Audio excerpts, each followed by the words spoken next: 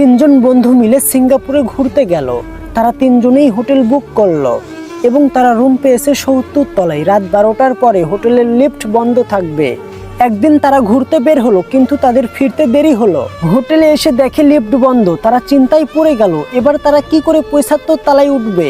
তারা সিদ্ধান্ত নিয়ে উপরে উঠতে লাগলো। তাদের মধ্যে একজন গল্প আরম্ভ করলো।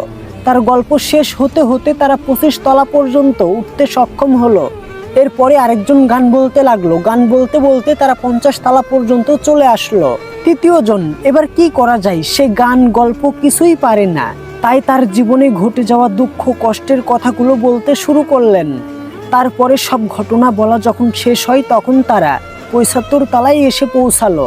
তারা যখন দরজা খুলতে গেল, তখন দুর্ভাগ্যক্রমে চাবিটা রিসেপশনে। তবে এখন কি আর সম্ভব নিচে গিয়ে চাবিটা নিয়ে আসা?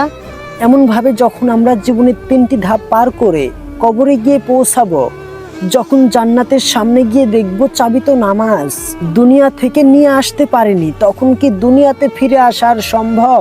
তাই প্রতিদিন জামাতের সঙ্গে ৫ ওয়াক্ত নামাজ পড়া কি আমাদের জন্য উত্তম নয়?